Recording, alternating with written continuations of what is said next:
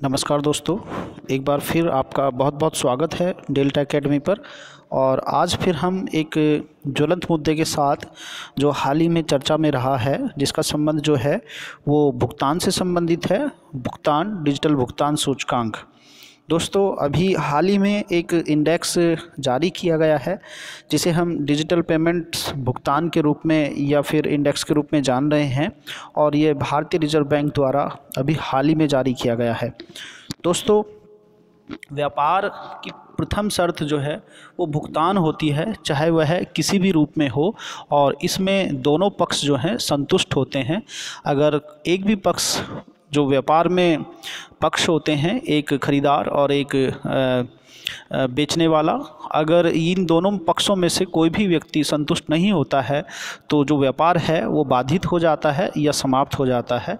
पुराने समय में जहां व्यापार का जो संबंध था वो बार्टर सिस्टम से संबंधित था, वहीं जैसे जैसे मनुष्य को अधिक व्यापार की ज़रूरत पड़ी तो उसने करेंसी या सिक्कों के रूप में इस बार्टर सिस्टम को बदल दिया। और सिक्कों के साथ साथ बाद में जैसे जैसे जो विश्वास पात्र सरकारों का गठन किया गया, वैसे वैसे एक क्रेडिट बेस्ड जो एक करेंसी थी उसका अस्तित्व आया, जिसे हम लीगल टेंडर के रूप में जानते हैं। और यही लीगल टेंडर आज पेपर नोट्स के रूप में हमारे सामने विद्यमान है, जो प्रत्येक व्यक्ति के पास में जो कागज़ के नोट होते हैं उसके रूप में। दोस्तों, बिना भुगतान के व्यापार नहीं हो सकता है। लेकिन आज जो है वर्तमान समय में, चूँकि जो समय चल रहा है वह डिजिटल युग है, अर्थात यहाँ पर हर बात को डिजिटली कन्वर्ट कर दिया गया है और प्रयास किया जा रहा है। भारत ने इसके ऊपर अपना एक बहुत बड़ा स्थान हासिल किया है, और आप लोग देख रहे होंगे कि हम आज विभिन्न माध्यमों से अपने द्वारा किए गए जो आर्थिक क्रियाएं होती हैं, जो इकोनॉमिकल एक्टिविटी होती हैं, उसके द्वारा चुकाई जाने वाली जो राशि होती हैं वो घर बैठे ही अपने मोबाइल वॉलेट से या फिर दूसरे माध्यम जिसमें हम फिज़िकल उपस्थित नहीं होते हैं, या कोई फिज़िकल जो भुगतान की सामग्री होती है वह उपस्थित नहीं होती है, और एक वर्चुअल भुगतान के रूप में हम लोग अपने व्यापार को करते हैं।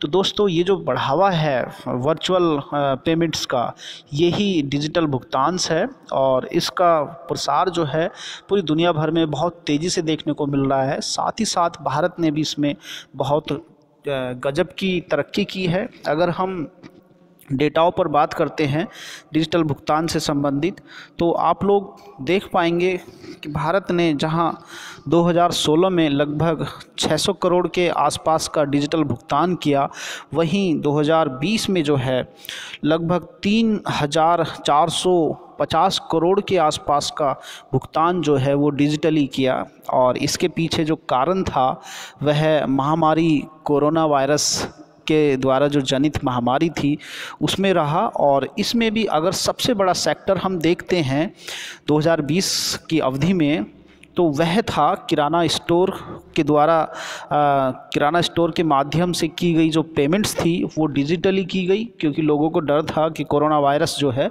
वो छूने से फैल रहा है। तो इसी वजह से लोगों ने अपनी पेमेंट करने के लिए डिजिटल सिस्टम को अपनाया, तो इसका रूप ये देखने को मिला। दोस्तों, अभी जो वर्तमान में जो डिजिटली भुगतान करने वाले लोग हैं, जो मोबाइल के माध्यम से यूज़ कर रहे हैं, उनकी संख्या लगभग 16 करोड़ है, और एक अनुमान के अनुसार इनकी संख्या 2025 तक लगभग भारत में 80 करोड़ हो जाएगी।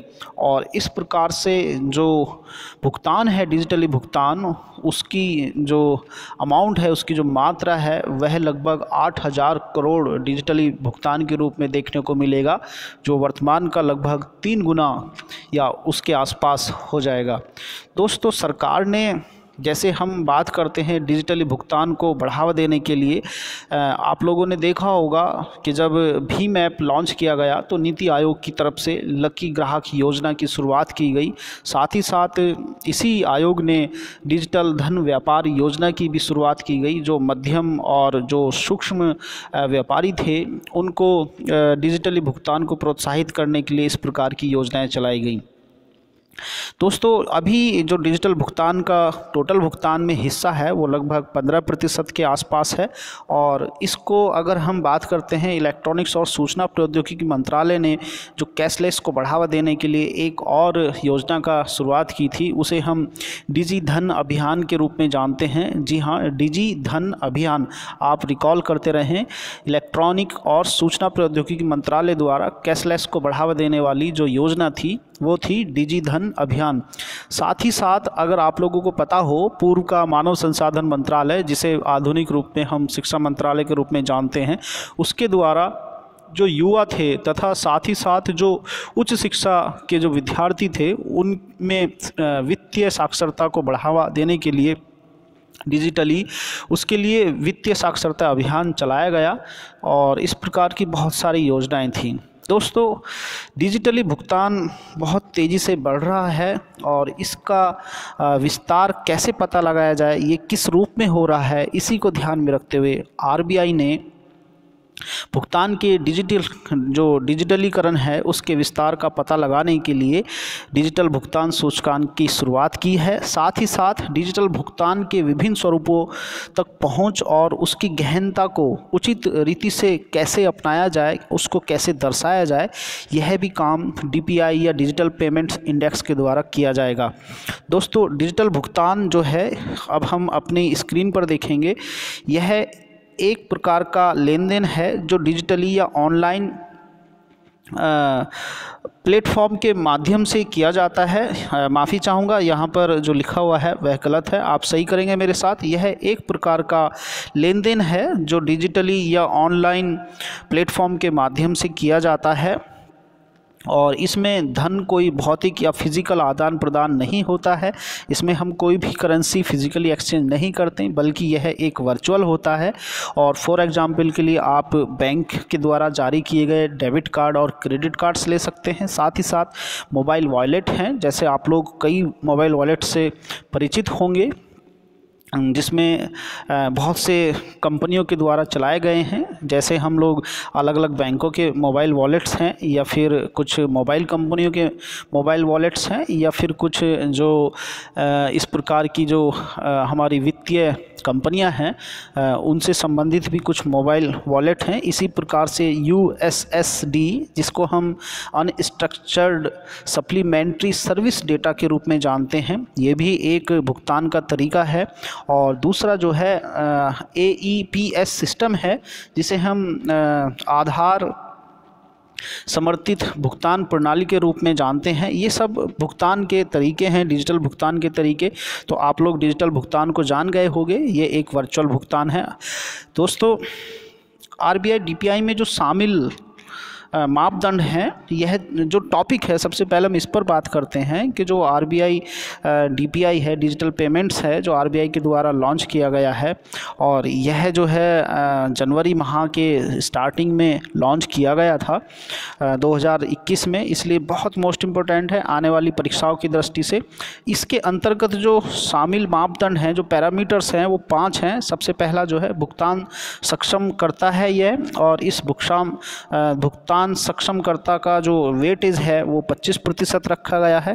दूसरा जो इसमें बात रखी गई है वो भुगतान अवसंरचना है और यह मांग पक्ष के फैक्टर्स को दर्शाता है, इसमें इसका 10% वेटेज है। साथ ही साथ भुगतान इंफ्रास्ट्रक्चर जो है हमारा पेमेंट इंफ्रास्ट्रक्चर, ये आपूर्ति पक्ष है जो सप्लाई करने वाला है, इसका जो वेटेज है वो 15% है। साथ ही साथ जो भुगतान निष्पादन करने वाले लोग हैं वो 45% है, और जो कस्टमर सेंटर्ड जो है, जो उपभोक्ता केंद्रित है, उसका इसमें 5% हिस्सा रखा गया है। इस प्रकार से इसके 5 जो क्षेत्र हैं उनको आप याद कर सकते हैं।